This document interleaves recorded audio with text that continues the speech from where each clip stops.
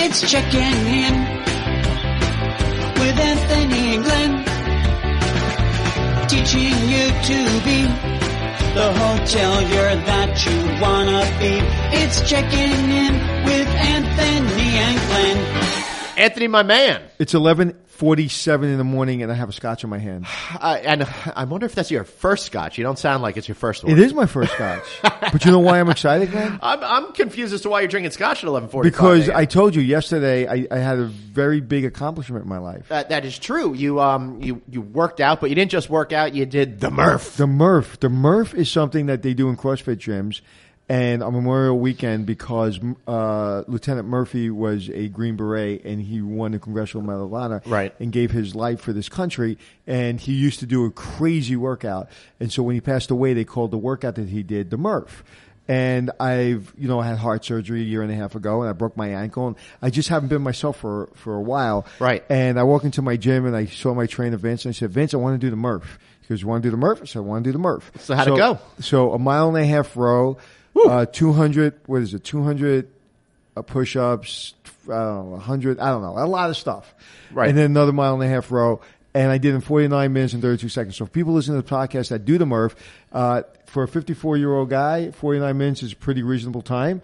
I was really proud of myself. So this morning when I was doing our podcast, right, I said, you know what? I deserve a drink. So after that podcast, I said, before we start a new podcast, I'm going to have a drink. So this is the earliest I've ever had a drink. Wow. Well, not the earliest I've ever had a drink. You absolutely, definitely do deserve it. And for folks that think the Murph might be a little too much work, try my workout at the house where I eat chicken and waffles and take a nap. So, but you know what? Yeah. You know, one of the things I listen to Joe Rogan's podcast. Yeah. And one of the things he was talking to Lade Hamilton. Remember Lade Hamilton? He's the surfer. He's married to Gabrielle Reese. Okay. Well, he lives out in Hawaii and he's a big surfer and all that stuff. And, a lot of his friends say, I can't sleep and I got some depression and I gotta, and I take this medicine and all that stuff. And he said, if you just work out hard. That's right. You're going to be too tired. Yeah. And so, and I've been working out, my whole life, but I really worked out hard yesterday. It was one of the hardest workouts I ever did. And man, I slept like a baby, and I feel so good and refreshed. I feel like revitalized. Right. And that's so good. It's like the difference between good exhaustion and bad exhaustion. Yeah, good exhaustion is when you're exhausted from working out. Bad exhaustion is when you're exhausted from thinking. Yeah.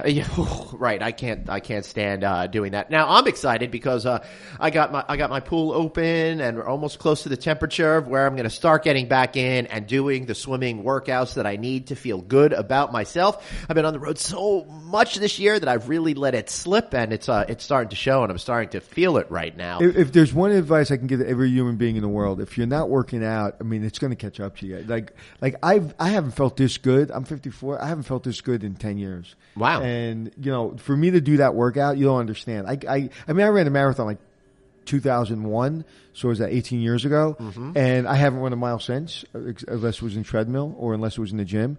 And I feel better now than I did when I ran that marathon. Right.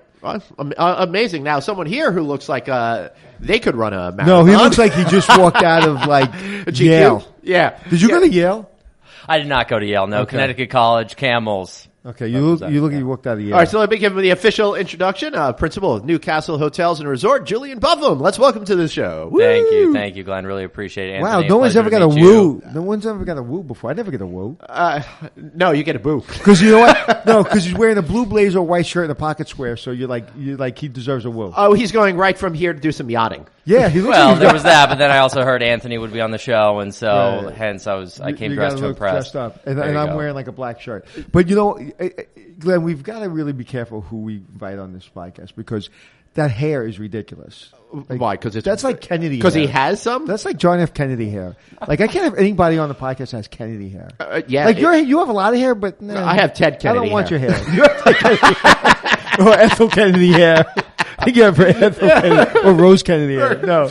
Well, this is my Swiss roots, so I owe this to my mother, who was born in Switzerland. And, really? Yeah. I love Switzerland. So that's where it comes from. Yeah, the blonde locks. Oh, all right. Well, I don't have that. So what are you doing here, and who the hell are you? So let me just tee this up a little bit. I'm a big fan of Newcastle Hotels and Resorts. I've been following the company my entire career, and the folks over there are just such good people. And what makes them smart. good people? What makes them smart? They know how to run hotels really great, offer great customer What service, hotels do they and have? we're going to let Julian get into this. Julian, we what hotels do they don't have? need to. So our portfolio right now is 20 properties. We have 3 under construction. We actually just opened our first 300 under construction? Three under construction. Yeah, 3 under construction. That would be a hell of a pipeline. That's a Marriott that's a status Marriott there. pipeline.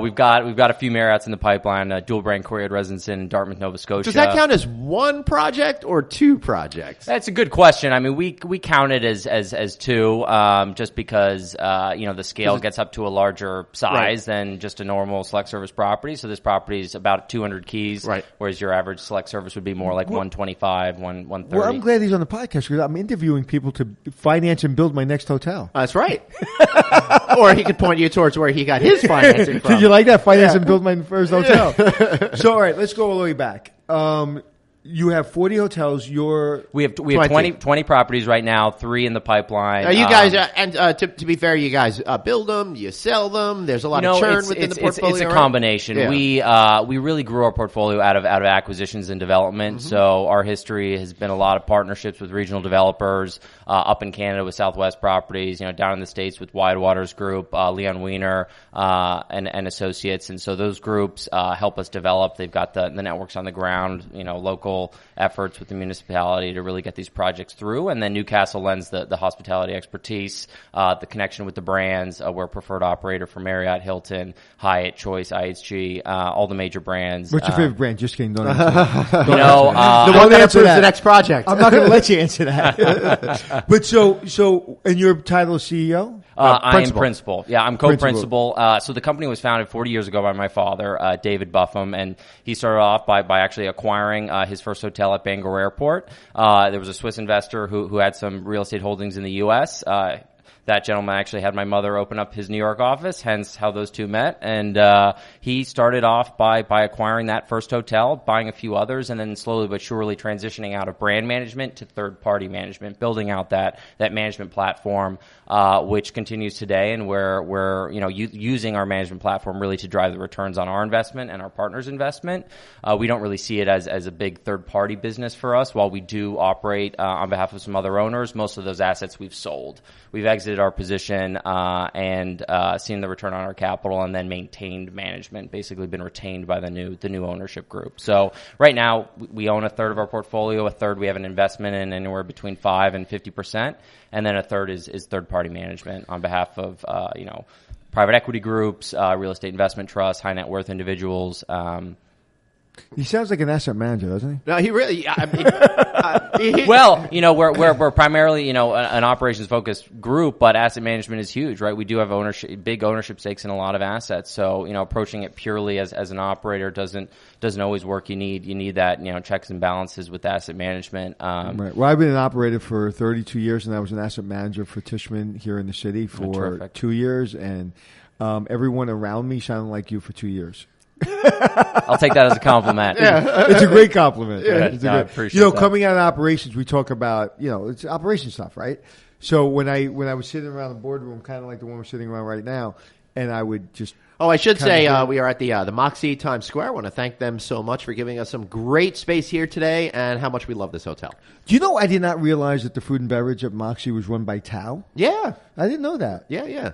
For those of you that don't know Tao Group, they also run restaurants and nightclubs, in particular in Las Vegas and New York. I'm going to talk like you from now on. Yeah. For those of you who don't know that we're run by Tao. It's so funny. Like I just snap into that radio voice. You were making fun of me before when we were doing something. I make fun of you all the time on Instagram. Well, yeah. I actually committed that I'm going to stop making fun of you, and then I recommitted that I'm going to make fun of you. I think you should double down on the making fun. I think that's kind of like that's how we show each other we like each other, by trying to insult each other more. You know how I usually tell somebody I like them? How you doing? How you doing? Hey. I don't know either of you that well, so but hopefully I'll get to that point where I can.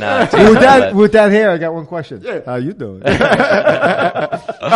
So let's bring it back to you, Julian. But can we go? Me. I'd like to go zoom boom back. Let's do it. So you went to college where? I went to Connecticut College. And you went for? I studied economics and environmental studies. Yeah, going back, What? to high school, my early days, my passion was conservation, animal behavior, environmental studies. And so I actually took a year off after high school, spent 6 months in South Africa volunteering for wildlife organizations, and then about 6 months in Costa Rica, surfing, hiking, and taking Spanish lessons. So learning Spanish and really just kind of living in that community for about 6 months. So what was the coolest animal interaction you had in South Africa? Ooh, boy, that's a really, really tough one. There are a lot of them, but probably the one that sticks out the most was actually quite a scary experience. But we came across a pride of elephants, from a distance, approached them quite slowly, but it was clear that the matriarch, the leader,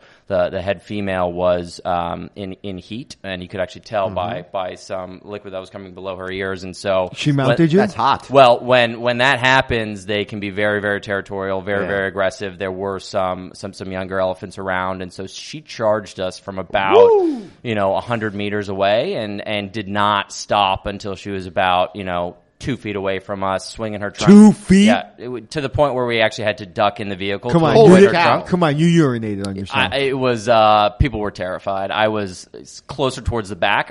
We actually had one member of our group who was sitting on the front of the vehicle. Oftentimes, the spotter has a seat on the very front hood of the vehicle, and so she was terrified. Did they have a shotgun? Did they what? Have a shotgun? They do carry weapons, but only under very, very dire circumstances. Well, female in heat, 2 feet away from you seems like a dire circumstance. But you also, if you're concerned, want to be a conservationist. No, I'm saying, what do you do in that instance when you may be killed? I say back up the vehicle very quickly. So here's what we did. Actually, our guide, who's been in this situation before, there was a lot of waving, a lot of yelling. It's very, very rare that an elephant will actually, hit a vehicle. It does happen, but it's quite rare. And so we actually stayed put. And there was a lot of yelling, a lot of waving, and the elephant, approached us obviously at full speed, swung her trunk around, and then backed up. And this was probably even the more impressive and scary part of the experience. But she walked away another 100 feet, came back at us again, and absolutely bulldozed this enormous bush that just basically blew up into pieces. And so, thinking in our heads is that are we next? But luckily, that was only the second charge, and we were safe and backed off from there. So it was amazingly powerful animals. Really, I'll let you know you're alive, huh? What's amazing to me is we live in this universe where we've taken the animal kingdom out of our lives, except, pets at home, which doesn't really count. But to imagine, just a couple of 100 years ago, you'd go out into nature and you'd have all these animals and creatures that could kill you. It makes me realize what an artificial life we live. Like right now, you come into New York today, right? You're in these concrete structures that go straight up into the heavens. You want a cup of coffee, you go into a store, you get a cup of coffee. You want some eggs, you go into a store. Anything you want is here for you, and it's so. Anyway, I love New York more than anyone could ever love New York, but it's so. And I don't mean this in a negative way, but it's so gray, right? Right. And it's so like everything is done and everything is easy for you. The congestion is difficult. All the people are difficult as far as how many there are. But really, at the end of the day, you don't have to move and muscle to get everything you want. You lift a hand and a yellow taxi cab comes up, or you push a button and an Uber shows up. You walk through a hotel and somebody opens the door. When you're out in the wild and you're out in nature, we're literally, for the last 3 seconds, living like this. For thousands and thousands and thousands and thousands of years, elephants have been chasing people. Yeah, that's right. Right, That's and they still are in some places, which is causing a lot of issues with conservation. But I want to flip it. That was a dangerous situation. What's the most interesting, impactful thing you learned about animal life in terms of something so surprising about their behaviors. Don't perhaps. stand in front of a female in heat, Yeah. whether elephant or not. I'm looking for something more tender, something more like a personification that we would apply to animals. Well, I guess I would say this is kind of an interesting balance to that story about the elephant. But we had another experience where we spotted a leopard up on essentially a bluff on top of a rock. It was sleeping. It was very, very early in the morning, so the sun was just rising actually, and slowly but surely, this leopard started to make its way down the hill and closer to us and closer to us and closer to us until he ended up right in front of our vehicle, just kind of scoping us out, checking us out. He was so comfortable with our presence that he ended up just lying down in the middle of the road, grooming himself and just hanging out for about 30 minutes. Until he just went off on his merry way. So did you just watch in amazement? Yeah, in absolute awe. We were in absolute awe of how comfortable he was, around our vehicle and how much like a cat he behaved, to be honest, right? With the in other words, he laid down and licked himself. Yeah, exactly. But just stunning creature. They're incredibly powerful. If you ever see a leopard hunting, it's one of the most impressive things. So when was the moment you decided that you wanted to be around animals and you wanted to be into conservation? Like what when you were 5, 6, 7, 8, what impressed you where you're like, this is what I want to do? It's a good question. I think it probably, is thanks to my parents. Our family had a love for travel. We traveled a lot. My father was actually born in India, believe it or not. Really? 2 missionary parents. And so we took 2 trips to India. We took a lot of trips to Europe and Switzerland to see my mother's family. And, it just opened my eyes to a lot of different, cultures, a lot of different, geographies, environments. And I just always I was always drawn to animals, and just really wanted to focus on conservation as it was a growing issue, it continues to be an increasingly important issue. And I think everyone needs to be doing their part and studying up on it to really understand what does the short-term outlook look like for us, right? With climate change, right? And with the degradation of a lot of the ecosystems for these animals. I'm going to ask you a question in regards to that. There seems to be a lot of controversy. Of course, nobody likes the hunting of big trophy animals, but there seems to be a pretty logical argument on the pro side of that you could spend $100,000 to hunt this animal, and then all of that money goes to actually help conserve the species that was just killed. Correct. Yeah. How do you see this issue? Because it's so complex. It's an area filled with gray. Nothing is black and white when it comes to saving these amazing creatures. Yeah, no, it's a tough position. Naturally, I would never want to kill an animal, right? But I've spoken, in person with a lot of managers of these different conservation areas, and they say, oftentimes, the animals that are selected, and this is obviously just one conversation, right. one it's like case, the a-hole are animals that are nearing the end of their life, right. And the money that people pay to have trophy Unreal. kills is extremely helpful for these groups that can redeploy that money in ways to protect the land from poachers, right. which is probably a much larger threat. And so the feedback that I got when I was in South Africa was more towards the positive, to be honest, than on the negative. It's just such a weird thing because I would never want to see one of these creatures get hurt. Whether you're on the side of hunting, not hunting trophies, not hunting trophies, that's one thing. One of the things that I can't, and I'm never going to judge anyone for anything. I'm just like, everybody should do what they want to do, and if it's legal and it's allowed, then you're allowed to do it, right? But one of the things that I never understood, and I just cannot wrap myself around it, I'm highly competitive. Right. So if I'm going to be doing something, whether it be an entrepreneur, or whether it be if I'm in a boxing ring, or whether it be running a race, or whatever it is, I want to compete, and I want to compete against someone that's going to challenge me. When you're a trophy hunter, you're basically giving $100,000 for somebody to basically put you in a cage. So if you want to say 10 acres, right. It's a cage basically, and they basically bring you up to them. They basically hold them. They don't hold them, obviously, but they basically shoot that, and you shoot it, and it's like shooting fish in a barrel. And like, I don't. This is personally. I'm not saying it's right or wrong. I personally don't understand the gratification of shooting fish in a barrel. I don't either. I understand hunting. Yeah. Like if you want to go out in the well, use the Joe Rogan example, right? Because he hunts animals that he will then go eat. He'll eat. And he has to go find them, and then he uses a bow and arrow. And he makes sure his worst nightmare is to shoot something, and it's in pain, right? So there's a whole challenge to that, and I understand that kind of hunting.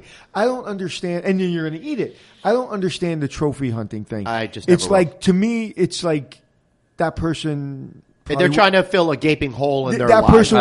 Person wears lifts, gets cosmetic surgery, and has a toupee. Yeah. I'm sorry. Yeah. You'd much rather see that $100,000 or $200,000 gift go towards actual conservation. Right. So he's like, well, my money goes to conservation. So how about I just give it to conservation and not have to be like, I don't know. There's something about it that's very fake to me. Yeah. Hunting is real. Fishing is real. But like getting a caged animal basically and shooting them and then standing next to it. The beauty about being in Africa and in, a place like South Africa and these reserves is just being with nature, right? Being with the animals, watching them, in the course of their day and seeing what they're doing. And it's just fascinating. And obviously the size and the scale of these animals, be it a giraffe or a hippo or an elephant, is just, it's hard to describe. So why do you go from wanting to do that and then hard right turn into the hotel business? Was it something that was influenced by your father and say, hey, I want you to get in the hotel business?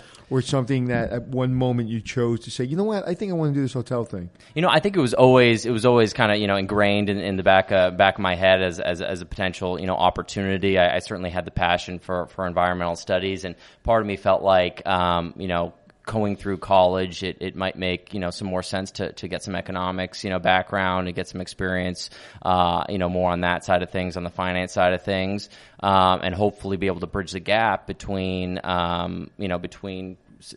environmental conservation, and, be it microfinance or be it, real estate or hospitality. And ultimately I did, take an internship with HVS, in college, which, HVS? HVS, yeah. Explain to me I know what it is. Yeah, Hospitality Valuation Services, a company that, works on behalf of banks and hotel developers to write appraisals, feasibility studies. They're one of the best in the business. And I was there for about 4 years. Funny aside, but, one of the hotels that actually appraised was Gurney's out in Montauk, for George. Oh, I think I know that hotel. Yeah, exactly. Why do I know that hotel? Well, so it was right when George, acquired the asset, and he was looking to reposition it. Wait, George bought it from the Montes? Yeah. Yes, correct. Right, and the reason I know Gurney's is because the first episode of Hotel Impossible was at Gurney's, where Paul Monty and his family and me took this adventure of putting the first Hotel Impossible in the can. And because of Paul Monty and the Monty family, I had a hospitality career. I mean, a TV career. It was a very intense. Matter of fact, one of the things I never talk about, but one of the most intense things that ever happened to me in my life was, and I try not to get emotional, but the moment, like I'm on the beach, and Paul Monty can't get a meeting together. None of his staff shows up. They're supposed to show up at 8 o'clock. And he goes, I'm on Montauk time. Well, that was kind of a legendary quote. Everybody's like, Montauk time. Every time I'm in the airport, we're like, hey, I'm on Montauk time. So it became a legendary moment. But that moment was the moment I found out my best friend died. Oh, my God. So it was like, I have to do the show. My whole career is like put on hold. I'm going to do a TV show. Right. And like literally the first time a camera's in my face, I look on Facebook for 2 seconds and I see my best friend in the whole world die. Oh yeah. So doing that scene and that whole so Gurney's has even a more of emotional pull for me. And actually after I died, because I found that he died, I was in a bellman closet. So at the end of the show, they actually, you'll see it in the shot at the end of the show, they actually named the bellman's closet in the lobby Herbert Russell Hooks, because that's when I found out he passed away. So it has a lot of meaning to me.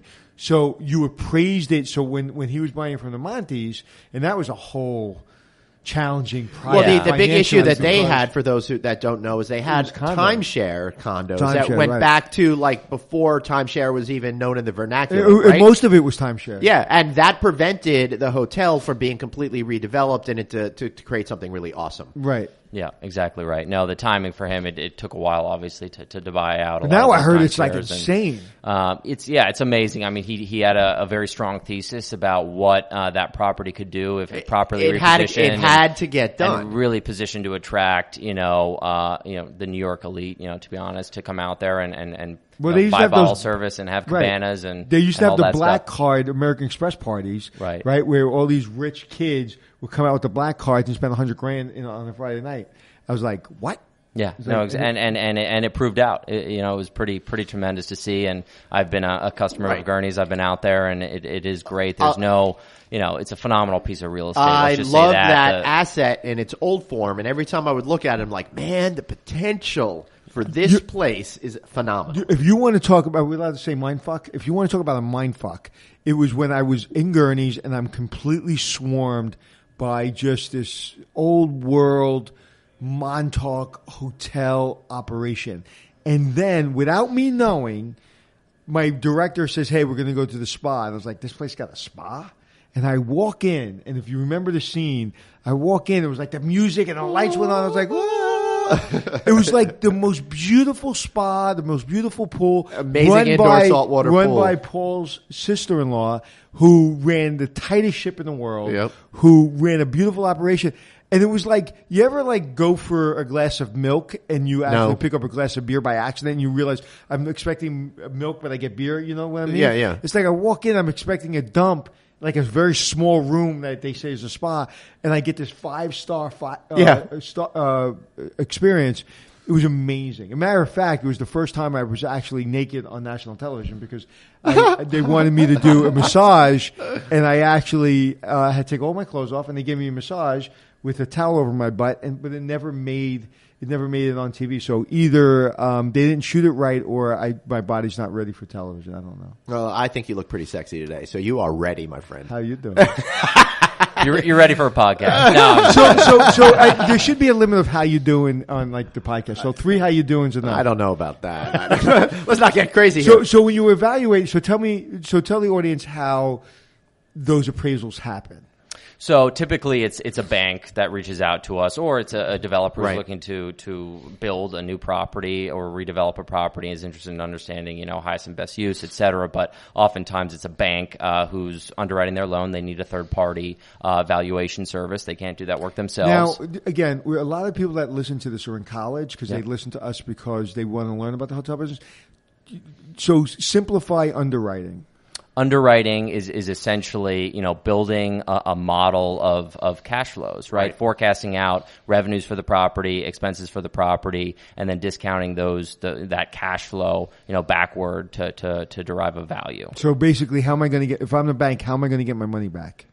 Well, you want to be able to make sure that your investment is. But that's the underwriting process. It's basically a bank trying to understand how they're going to get their money back. They use a variety of different approaches. An income approach, as I just described, the cash flow projection and discounting back. They also look at the sales approach. So they're looking at recent sales in a market to make sure that the exit is feasible, is reasonable on a per key basis. And then they're also looking at the cost approach, which is just what is the replacement cost for this asset? Right. So I'm curious. Hold on. Back. I'm sorry, Glenn, not to interrupt you, but explain replacement cost. I want to really make sure that when we have someone like you on, that we really teach a kid that's in college or about to go into college for hospitality what these phrases mean, what these terms mean. So a bank or an appraiser is going to look at what is the cost of building this property as is new today, right? And then obviously that gives them a good benchmark of, well, what is the person paying for it, and how does that correlate to the replacement cost. Oftentimes in the hotel space, we're looking to be in below replacement cost if we're acquiring a new asset, right? Why buy something above replacement cost if you could just build it and build it the way you want, build it new, right? It wouldn't make sense. So not to be said that it doesn't happen, right? In the right market, the right location, the right opportunity, certainly it does. But that's just another benchmark that the banks like to look at. All right. So the question that I had is, when you're thinking of this valuation, is it the value of what the property should be sold for, or is it more about its potential worth once you do a PIP, a property improvement plan, renovate it, and create this playground for the elite, which is very different than the old school kind of Montauk joint it originally was. So an appraiser is deriving market value, right? So what is someone essentially willing to pay for this asset? Oftentimes, sorry, I lost my train of thought because I'm getting a phone call here. Well, that happens sometimes. Yeah. Replacement value. Yeah, replacement value. Explain cap rate. So a cap rate is basically, derived off of cash flow, right? If you're taking, a property that has a trailing 12-month cash flow of $5 million, what is someone willing to pay for that cash flow, right? In a place like New York, that's going to be pretty low, right? That's going to be 4.5%, 5%. Things aren't really trading above a 6 cap in New York City. In other markets, if you have a $5 million cash flow, correct, and it's a 6 cap, it's $30 million. There you go. Yeah. Right. Yeah. Right. Easy math. Because you have no idea how many people ask me when they're selling hotels, what's a cap rate? How do I really? get to that? Oh my God. But again, we're talking about Hotel Impossible. Yeah. Right. Okay. Yeah. And those folks are very 101 level for sure. Right. It's funny because and by the way, I think, for everyone out there, I think you missed a zero on that. It would be 300 million. Oh, I'm sorry. But there you go. Or maybe not so good at math. Yeah, you lose a zero sometimes. That's a big deal. Well, it sounds like a very good deal you would have gotten on $30 million. Well, it's New York City real estate's crazy. I'll put it in perspective. When Donald Trump bought the Plaza for $100 million or whatever, it was like, I think maybe $200 million, whatever it was, back in 1991, 1990, they said he was crazy. Now, how much would the Plaza go for? $2 billion? Well, it's a good question. It was actually sold quite recently. Was that Elad or did? I believe it was Ashkenazi out of New York, along with some sovereign wealth. And to be honest, I don't know what that traded for. I feel like Elad owned it maybe before. No, Eli owned it before. Right. But New York City is, New York City is an anomaly, right? I think the highest prices per key have been paid in New York. Oh, they have. I believe Mandarin Oriental flipped, and it was something like $1.2 million a key or something like that. Well, the Baccarat sold for $2 million a key. Oh, my God. I think that's the leader out there right now. Yeah. But Miami is also extraordinarily attractive. It's very hard to get into that market. The one hotel just sold the host for over $1 million a key. How about well Nashville? Wow. Nashville was on fire. Yeah, so we're looking at some opportunities in Nashville, not downtown, but some strong submarkets, Franklin, West Nashville, a little bit west of Vanderbilt University, and downtown has seen an unbelievable volume of new supply, and it's been an amazing story that the demand has really kept pace. Yep. Nashville's really just came on the map, and it's a really attractive place, not just for businesses to move, but also leisure travel. People love to do, bachelorettes down there. And not for nothing, I don't want to take credit for Nashville's turnaround, but however, about 6 years ago, I did a show called Fiddler's Inn. And right outside the Grand Ole Opry, and all of a sudden Nashville took off. I'm just saying. All right, it can't be a coincidence to me. I think it's a direct result. It can't, but I tell you the challenge with Nashville is going to be that supply pipeline is still very, very strong, and labor. It is labor. Extremely strong pipeline. Well, there's a lot of people going down to Nashville to live because it's so inexpensive. No doubt, but they can't live downtown, right? And so just structurally, the infrastructure hasn't really been built up quite yet to support the influx of workers, right? You need a new 800-room JW Marriott opens. You need a lot of people to clean those rooms, right? And there's a lot of competition. All right, and also the city of Nashville right now, when it comes to the number of hotels that are being built, the number of rooms that are going to be coming online, of every city in the United States, it has the highest percentage of rooms under construction compared to their existing inventory. So it's taking a huge leap. I don't know, after you did that show, Anthony, everyone discovered Nashville, and every single brand needs to have like a flagship property. Well, I remember standing in the parking lot. We were going to do, it was really interesting. It was one of my favorite shows. We were standing in the parking lot, and I wanted to do a food cart experiment on the weekends. I wanted to have all the food carts come in to the parking lot on the weekends and basically sell food to the guests and sell food to the people around them. And anyway, I asked somebody at Travel Channel, I said, hey, I know you have a country music station. Get me a country music star. I want to have a band play in the parking lot when we have these food trucks. on the weekend, they got me a guy named Craig Morgan. And if you know Craig Morgan, who's a country singer, who's now a good friend of mine, I'm going to actually have dinner with him in a couple of weeks in Nashville. He is one of the greatest. What's that? Go to the Peg Leg Porker. He's one of the greatest voices, I think, in country music. And anyway, so he's playing unbelievable music in a parking lot of Fiddler's Inn with these food trucks, the Grand Ole Opry across the street. And I remember it. Anywhere I looked out of the parking lot was a brand. Hotel, I remember saying, Holiday Inn, Marriott, Hampton. There were so many brands just surrounding us. And it was almost like I was in a fog. I was like, I listen to this great country music. I'm at this great old Fiddler's Inn where all the greats used to stay. I'm across from the Grand Ole Opry. And I'm seeing all of these these hotels. I'm like, this thing's going to explode. And all of a sudden, matter of fact, my friend David Harker, who used to be my executive chef at Nickelodeon, is the executive chef of Omni in Nashville. And do you know how much money they do in catering in the Omni? Take a guess. 30 million. Well, I believe that 50 million. Okay. I believe that hotel's connected to the convention center. I believe so. Yeah. And I'll be staying there, actually, so I'll let you know. No, it's a great property, beautiful property. I think, and one of the more recent trends that has caught on is the luxury brands are trying to get into Nashville, right? So you've got recent announcements of Four Seasons, Conrad, One Hotel. Those are unbelievably high-end brands that are coming into a market like Nashville where, 3, 4, 5 years ago, you would never have thought that. If you have somebody coming into the business and never owned a hotel before, and they said, okay, not brand. Okay, so I don't want to tie you to a brand, but what kind of hotel is the best first hotel for a new owner to own? Hampton Inn and Suites. Thank you. Wow. All right. Why do you say that? Now, again, not all Hampton Inn and Suites are, now, hold on. When I say the right locations. Well, when I say thank you, what I meant was that kind of hotel, not Hampton, because that's not the brand I would have said. But what I would have said is that level of hotel. Yeah. So go ahead, explain that. Yeah. No, I think for a first time hotel investor, one thing that certainly shocks some groups is just the level of operational expense, right? The labor that goes into operating these hotels is significant, right? Very different from retail, very different from multifamily or office. And so getting someone familiar with that model is a bit of a hurdle. And get them out of the food and beverage business. Well, correct, exactly. So that's why, starting off with the select service model, a brand like Hampton that is tremendously, or Holiday Inn Express, or Fairfield, brands that are tremendously powerful, have tremendous distribution and brand recognition, but don't have, the complexity of food and beverage, have lower risk certainly on cost overruns, right? The more complex the build, the more likely you're gonna overbuild it. And people want that, whether you can afford a 5-star hotel or not. I know when I'm in town, I like the small select service. I like the breakfast, the free parking, the 3, 4, 5 level hotel. I don't have to stand in line and wait for an elevator. I don't have to wait for valet parking. Totally.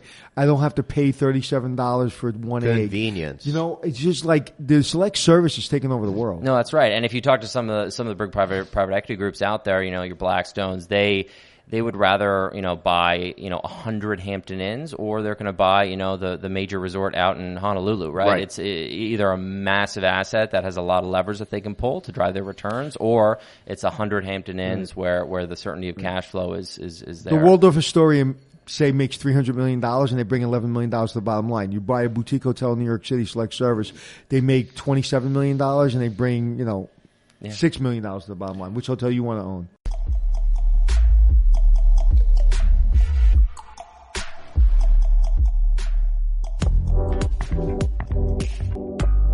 Hey everybody, Glenn here. So listen to this. Cobblestone Hotels is celebrating their 10th anniversary, and man, have they accomplished a lot in the last decade. Already they have more than 150 hotels throughout the United States, but they're in smaller, in medium-sized markets. Those markets that the big franchise companies, they're underserving, they're overlooking, and in some cases just ignoring. But Cobblestone is an expert in these markets. And their president and CEO, Brian Wagernes, listen, I've gotten to know him in the last 10 years, and he has worked every job possible, including being an owner and operator. I can personally vouch for how awesome this company is, how awesome he is as an individual, because he understands the importance of finding the right combination of hotel brand and franchise owner. He's also an incredibly dedicated professional. Whether it's a Cobblestone Hotel and Suites Main Street design, Borders Inn and Suites, or one of the newly acquired brands such as Boulders Inn and Suites, Key West Inns, Centerstone Inns and Suites, Cobblestone has brands that range from economy to upper mid-tier and one that's right for you. Quite simply, Cobblestone Hotels is the franchise for franchise owners. Patrick Mullenix, well, he's Cobblestone's new president of franchise development. Give him a call or check out their website at cobblestonefranchising.com. But give Patrick a call. He's a great guy. I've known him for a really, really long time, too. You can find him at 920-216-0620. That's cobblestonefranchising.com. And tell him Glenn sent you.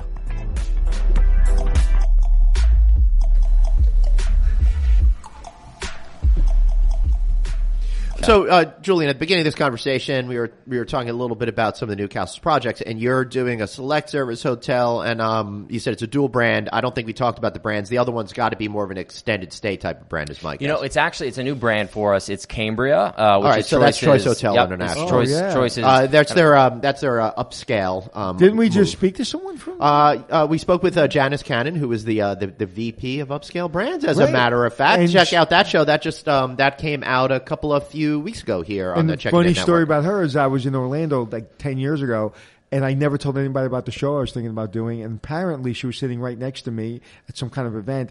And I said, "Oh, by the way, I'm going to do a show about hotels called Hotel Impossible." She goes, "Good luck with that." And like a couple of years later, she saw it on TV. So when we met her in Vegas, right? Yeah, in Las just Vegas, a couple of weeks ago, event. she's like, "You don't remember me?" I said, "I really don't." And she goes, "Well, you told me about the show that you were going to do, and then I saw you 2 years later on TV. It was pretty cool." And it's funny about like how even at 54 years old, things can impact you. She looked at me. She goes, "I'm proud of you," and I was like, "Wow." She was proud of me. Isn't that nice? nice? It was just really cool. Now she's in charge of the upscale brands for Choice. Anyway, so you're marrying the Cambria with which brand? No, so the Cambria is the brand, and the engine is Choice Hotels. Why Cambria? Why that brand? So why that brand? So the location is Charleston, South Carolina, not downtown on the peninsula, but right in the West Ashley submarket. So we're on a site right on the corner, right next to a Residence Inn and a Spring Hill, and we really liked the product. When we visited some Cambrias, and when we dug into it, it's got more of a built out, food and beverage offering, light kind of full service restaurant, but great bar experience, really activated lobby, and then the guest rooms are laid out a little bit differently Back up than your to typical. an activated lobby. Yeah. Explain to the audience what activated lobby means to you. An activated lobby means to me the second you step into the front door that there's activity, that you're good activity, not a bunch of people waiting to be checked in. That you're being greeted by energy as opposed to elevator music. Right, people eating, drinking, hanging out, maybe doing some work. Correct. Yeah, there's no modern hotel that should be built where you're making your way from the front entrance to the front desk to your guest room without going by the bar and seeing some activity. I just think it's crazy that there was a day that they built these hotels and hid the bars all the way in a back room somewhere. That's right. So, yeah, the restaurants were often way towards the back, and we've got some assets like that. One of ours, which is undergoing a significant renovation right now, is actually a Westin in Halifax, Nova Scotia. Great market. It is a great market. I've been there. It really has come a long way in the past 3, 4, 5 years. That waterfront has really exploded. What's that big symbol? I remember doing a show there, and there's this big thing. What was it? A fiddle. A fiddle. You know where the fiddle is? To be honest, no. That area of the world, they're big for fiddling. And I remember with my crew, we're coming up on it. I don't know if we're on a boat or a plane. I don't remember. And all of a sudden, I saw like the Empire State Building a fiddle.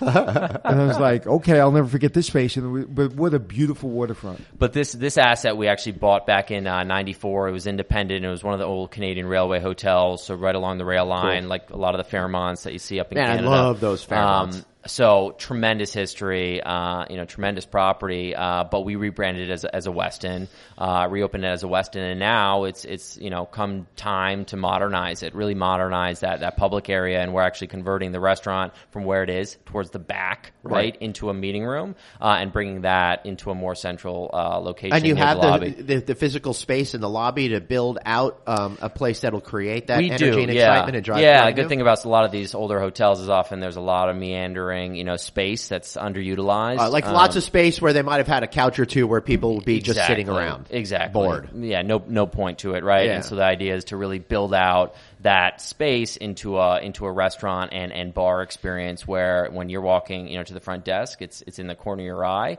and when you're walking to the elevators to get to your guest room, you're gonna, second guess whether you're headed up to the guest room or to the bar. All right. What's the most important part of the hotel business? Talent. I mean, human capital, no question. We would be, we'd be nowhere if we didn't have great people. Right. I owe a lot to my father for building a business that has a tremendous amount of loyalty. We've got, I think 5 anniversaries coming up this year that are hitting the 30-year mark, 25-year mark, 20-year mark.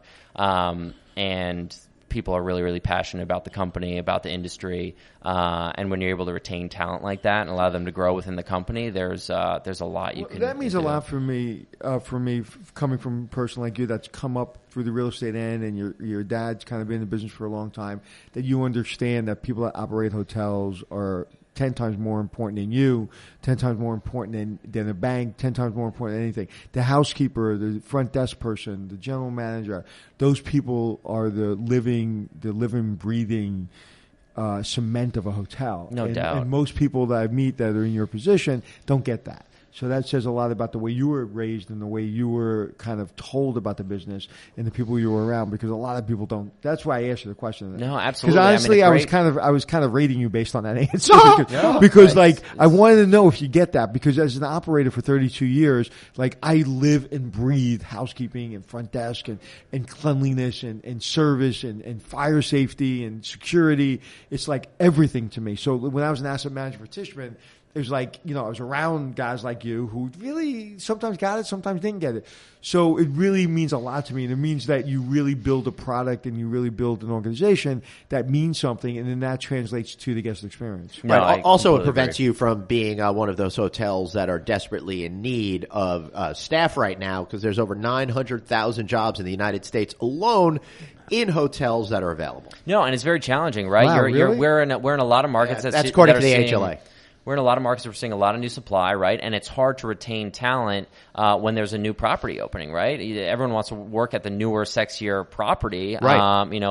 Particularly if they can, take on a larger, more responsibility. So really getting them to buy into the culture, the values of Newcastle, and certainly the upward growth momentum that they could have within our company is important to allow certain individuals to come up within the ranks and certainly join corporate if that's an opportunity, or move from select service to full service, what have you. Having that ladder and really making people buy into the culture is very important. Do you ever feel like you need to get more properties going in order to take care of some of those people within the company? Yeah, there's always a little pressure to do that. Certainly, obviously, we're investment focused first, so our focus is on our returns for our own capital and our partners' capital. Right. But that being said, we have an operating model, right, that operates, due to the cash flow that we generate from our management contracts, right. So if we suddenly lost 10 properties, well, our operation would look quite a bit different, right, if that did happen. Mm-hmm. So and if we're able to grow pretty sustainably, then there's more efficiencies that we can drive through our properties, and obviously better returns that we can drive to the owners. But that being said, there are hotel companies out there that are 800 hotels, and sometimes they're not operating as lean as we are. So it really depends. It's all a balance, but it definitely is a mindset, right? We're not a third party management company. We're an owner, so we think like an owner. When we're on property, we are behaving like an owner, and we're trying to really focus on that return for our own capital and our partners' capital. What does a typical day look like for you? Oh boy, typical day. I'm not sure if there is a typical day. You know, there's definitely a lot of travel. This is not a typical day being on this podcast. So thank you for that. You don't do this every day? No, unfortunately not. But, a typical day is definitely, let's call it a Monday, but, meeting at the corporate office. Where is that? In Shelton, Connecticut.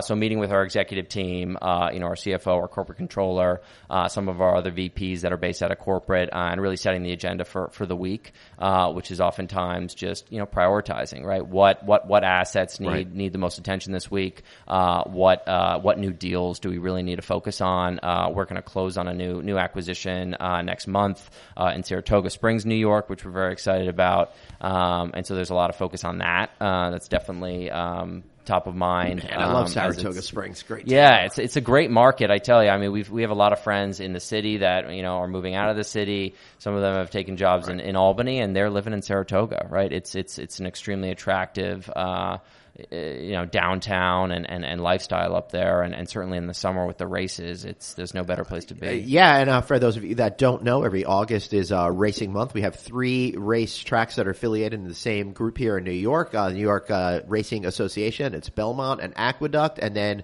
Saratoga in August. But since I talked about Peg Leg Porker in Nashville, I should say Hattie B's Fried Chicken up in Saratoga is a great place, so check that out if you're ever up in Saratoga. I get my PhD in hospitality information from you. You know that? Not only food and good information, recommendations on restaurants. Even about horse tracks and how they're related to each other. Glenn, is there anything you don't know, Glenn? Yeah. One of my things in life is I don't know what I don't know, and I'm always seeking out to know what I don't know. Well, you know a lot. Although I did get the double Jeopardy question last night. Did you? What was it? Virginia. It was that was the answer. That was the question.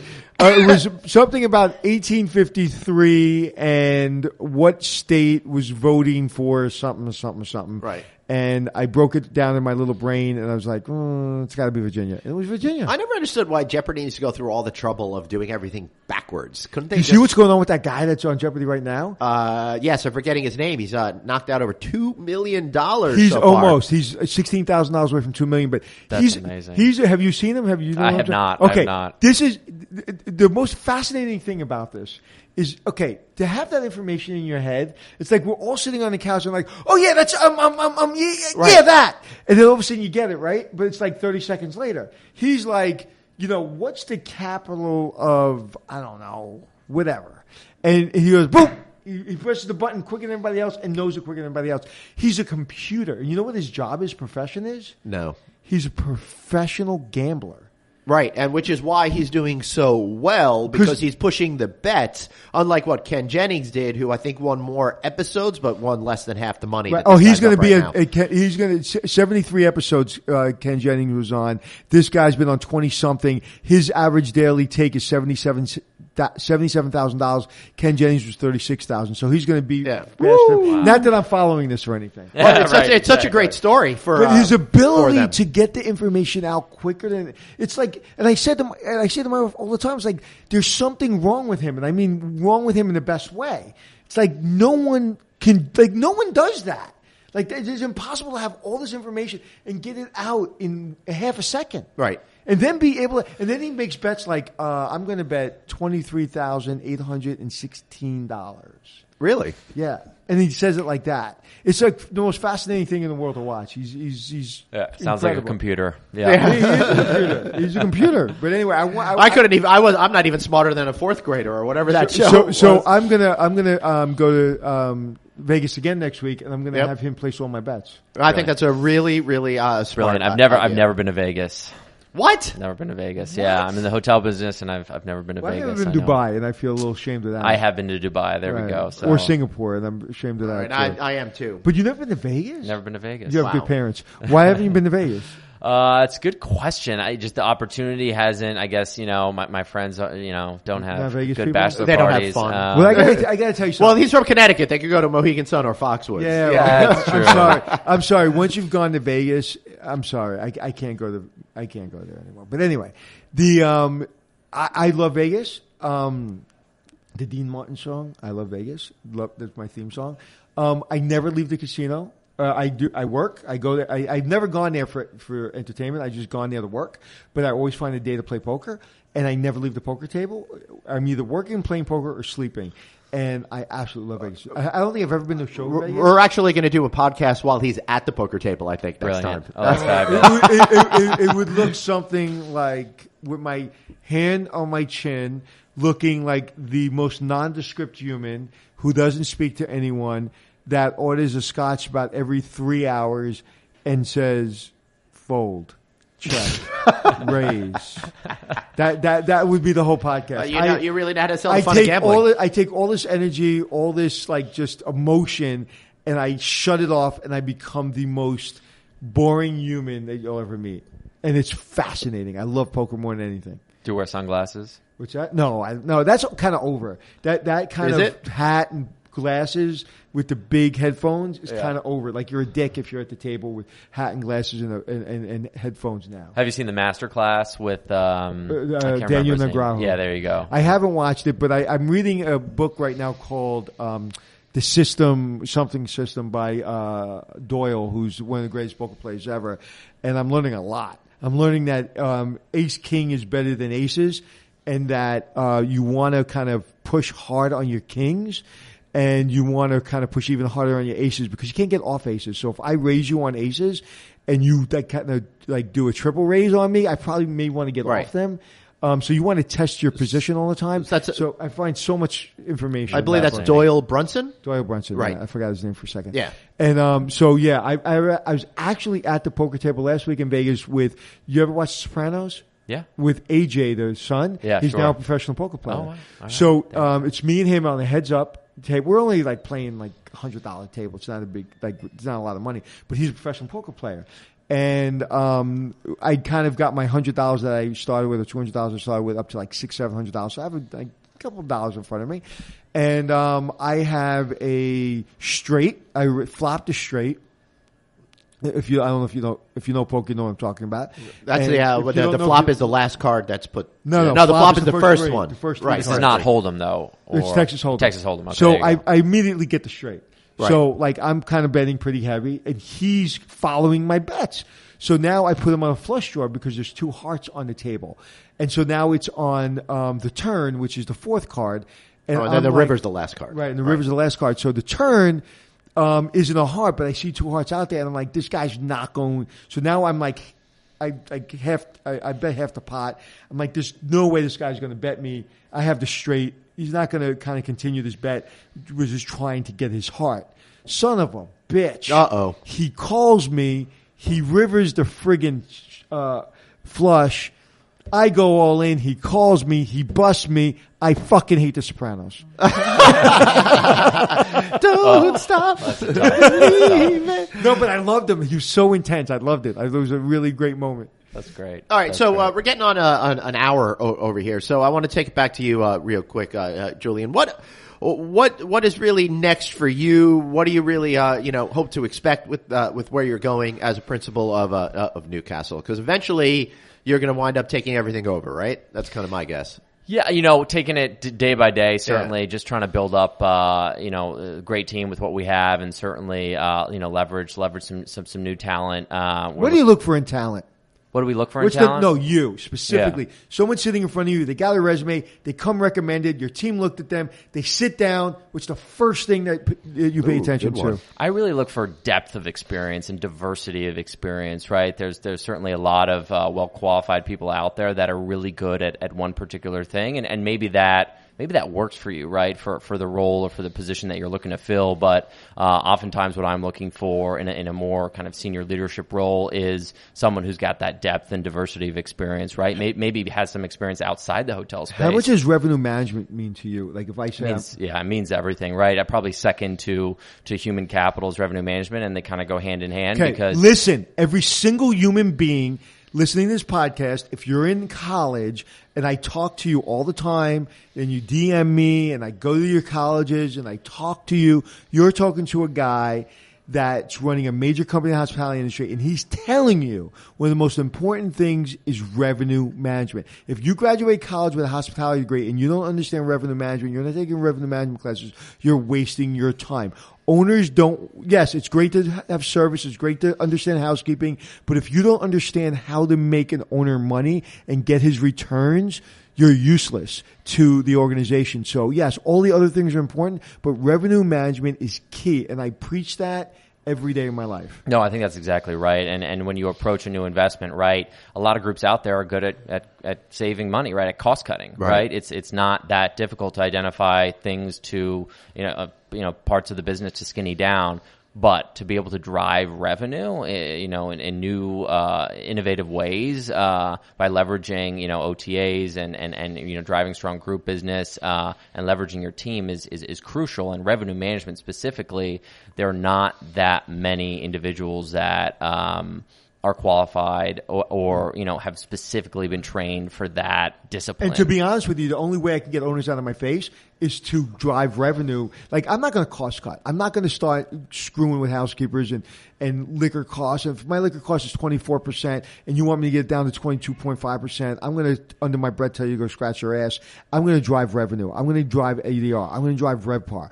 I think I'm one of the best, when I was general manager, one of the best revenue managers because I paid attention. Yeah. And then I went to Tishman and I learned from Robert Schneider and I learned from Jeremy Pinkerton and so many other people of really how to drive revenue. And it's like I want to be able to articulate a cost-cutting program from my perspective, not from the owner's perspective. And if I can do that and drive revenue, they'll pay attention. But if I don't know how to drive revenue, they're going to force cost-cutting on me that I particularly may not want. Does that make sense? No, it makes perfect sense. I think that's very well said. One thing that we've done at Newcastle is actually started to bring revenue management 100% in-house. So there were certain assets where we were leveraging brand revenue managers, right? The brands, they supply resources. You pay for those resources.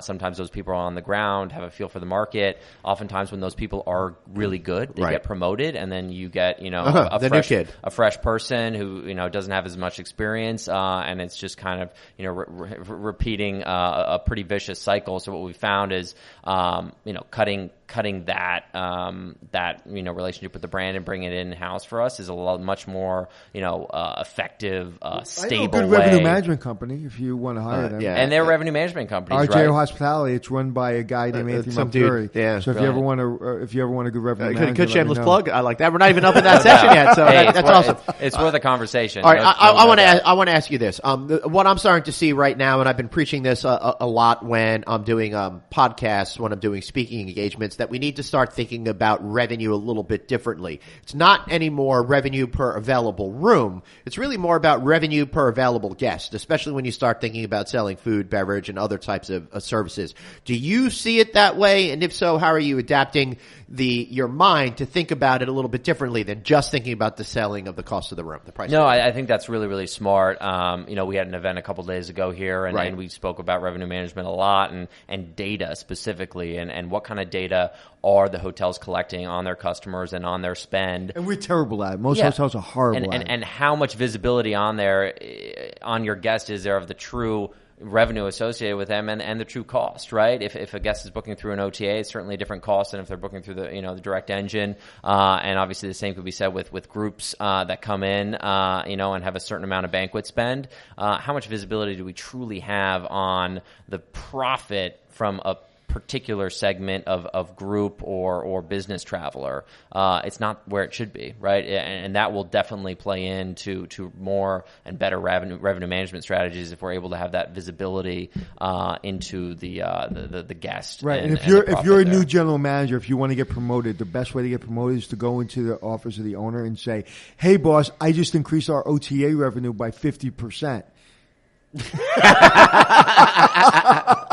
How fast would they get fired? Right? Oh boy! Well, I tell you, OTAs are important. We're starting to they're critical. Yeah, we're treating OTAs basically like group business, right? Group was always your bread and butter. You get group on the books, and it allows you to leverage your transient rates and drive higher corporate rates. And we are treating OTA is the same way. Get a strong base business of OTA on the books earlier in the booking cycle that will allow you to leverage and drive higher rates with those corporate clients and the right. And those people don't know OTAs like Hotels.com, Booking, Expedia, and all that, Expedia, and all that stuff. And what I always say, and I've said it on this podcast before, is an OTA, treat them like a chauffeur. They basically drive your guest to the hotel. You tip them that 12%, 15%, whatever you pay, and you say bye, and you never get in that chauffeur-driven limousine again. You now have the guest in your home, and now you're going to invite them back in a personal way to come back through your website. So I always say to people that are always screaming and yelling about OTAs, it's like, they've done us a favor. They've put hotels that would never get market share in these B markets, and they put them on the map. TripAdvisor put them on the map because people are reviewing them. And so use them, appreciate them for what they've done for the industry, but never allow a guest to book through them again. And that, to me, is what I teach my team. Yeah, Does that make sense? That's a great lesson. Yeah, it's an absolutely great lesson. And so the key is then how do you do that? Do you win that guest when they're at your property? And then how do you follow up? And how do you make sure that they're not, not doing what people are doing in retail and going into a store and then buying everything online, right? They're going to your website and then they're saying, well, let's check out Expedia and all these different, websites, Kayak, figure out what truly is the best price. I know I do that all the time. Well, I think it's really important for general managers to really go to those.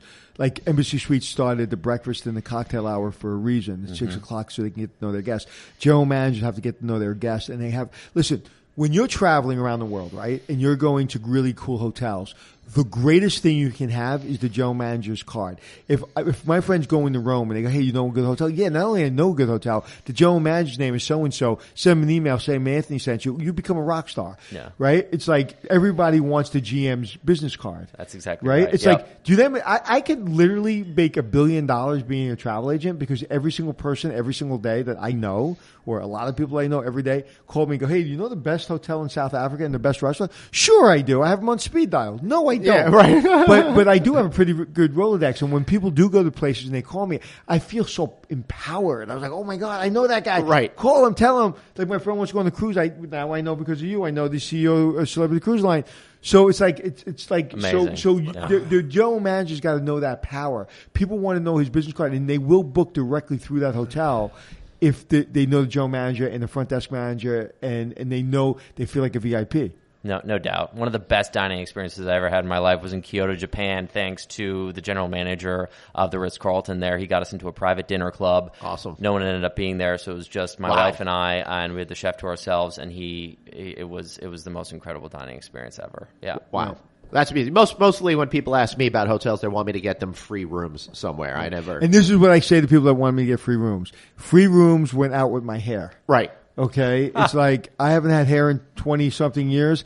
And no one gives free rooms. No one. Your best friends in the world don't give free rooms because we have real estate people that we work for, and they need to make returns on the investments. And one of the things when I do consulting, RJO Hospitality, which is my company, we do a lot of consulting. One of the first things I teach an owner is what reports to run in the morning. Right. I said an adjustment correction, check out with balance report, and also a comp report. I want to see the comp report every single day. If I own a hotel, I want to see who you comping, why you comping. I'm not saying you can't comp somebody, but you better justify. They better be Jesus Christ reincarnated if they're coming to my hotel in New York City for Christmas week and it's free. Oh God, I would never even think that. There's no more comps. So you're not comping influencers with 10,000 Instagram followers. No, I'm not. I'm not comping anyone. When we were younger, my buddies and I would be like, "Let's go to Atlantic City. Could you get us a free room for Saturday night?" I'm like, no, they only make money on Fridays and Saturday nights. If you want to go on a Tuesday, let's go. I might be able to get one of the things I tell people is like I can get, like if people know the reservation came through me and it's a friend of mine, they'll probably upgrade you. They'll maybe give you a bottle of champagne, some chocolates. They'll pat you on the butt and say, thanks for staying. But they're not going to give you a free room. I don't get free rooms. During Sandy, when my house was underwater, I couldn't get a room in New York City. And I know everybody in New York City. I couldn't get a room. Wow, that's unbelievable. So let's bring this show home, Julian. We like to ask all of our guests one question to wrap up the show. Tell us something about you that we don't know. When the elephant was chasing him, he peed his pants. Yeah. No, that is not true. That would he be peed someone else's if pants. If it was 2 truths and a lie, that would be a lie. But let's see here. I love to draw. I use graphite, and I started when I was really, really young, taking a lot of arts and crafts classes. Did a lot of mixed media, but my kind of passion and focus was on doing drawings of landscapes, architecture, animals, and doing it in graphite. And I've been doing that since I was really, really young. Do you have any of it in your hotels? I don't. I have a lot of it in my family's houses in Switzerland and the U.S. But maybe that's going to be my next mission, next drawing for the hotel. So, Glenn, tell us something we don't know. Well, my drawings are not even good enough for my mom's fridge. But other than that, to keep it with some of the themes that we've been talking about today, the reason why I know about racetracks is because my grandparents were huge, avid racing fans. They would go every single day of the week except for Tuesdays when the track was closed. And I grew up going in and hanging around all of those old folks at the racetrack. Okay, so I'm going to test your knowledge. Yeah. If you know this, I'm going to get up and leave. Yeah. Then you're too smart for me. What racetrack was the first moving image ever recorded at? That I wouldn't know unless it took place at like Belmont or Aqueduct or something Sheepshead like that. Bay, Brooklyn Racetrack. Wow. By? I don't even remember there was a Sheepshead. I have no idea. Edison.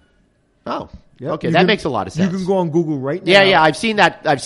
That's the first time they were able to prove that a horse takes all of its legs off the ground. Absolutely, you're right. And I grew up literally maybe 100 feet from where that image was taken. So the other little thing is what we used to do is I used to do the handicapping. That's okay. Wait. Explain to the audience, for everyone, what Glenn's gesture was now. Explain what his movement was. No, I don't think he wants to do that. It was like his hands went up to his shoulders. He looked like he was 3 years old. I know. And he was kind of like jumping in his seat. You know what? Because thinking about the racetrack brings back great memories of my parents' parents, my mom's parents, my grandparents. Because we had so many special times there, right? And my relationship with my grandmother was built on me handicapping the races with her, and then us going to the betting window, and her putting down the money to make the bet, and then us splitting the profits. So your grandmother was a degenerate gambler? No, just degenerate. No, but it was great. I guess they spent all their Social Security money on that. But one time I did win. I think that makes him a degenerate gambler. One time I did win big in, I think it was 1980 or 81, and I took the cash and I bought myself Intellivision, which was Intelligent Television, the successor to the Atari system, different company, but like the next advanced model. All I wanted was an Atari. My dad said, no, you should get the Intellivision. It's more educational. I wound up getting the blackjack game out there and the horse racing game there, and learned how to do my gambling through Intellivision. So that is something you don't know. Anthony, how about you? Tell us something we don't know about you. Staying with the betting, being from Connecticut, or you're being from Connecticut, that remember Highlight was a big deal in Connecticut back in the day? Highlight? Highlight, what is that? Highlight is basically you have this big tube on your hand, you have a ball, and you throw it against the wall like a racquetball. Okay, yeah, sure. Okay, so Highlight was used in Connecticut, and I was maybe 18. I went with my girlfriend up to somewhere in Connecticut, and we were playing Highlight, and I bet on the trifecta, and I didn't get the trifecta, which was $986, but I did get two numbers, or two out of the three, and I got $68. Wow. Well, congratulations on that. Now, Highlight was supposed to be the next soccer. Yeah. Like, Highlight was supposed to be huge. And then some schmuck that owned all the ones in Connecticut just was a degenerate and lost everything. Which is a shame. I only saw Highlight in Connecticut and Florida. And there's actually Highlight still in Florida. There is. I went to Dania Highlight in Florida probably 3 years ago because I had never made it to Highlight and I was dying to see and these professional Highlight players make like $12 an hour. Wow. Yeah, it's terrible.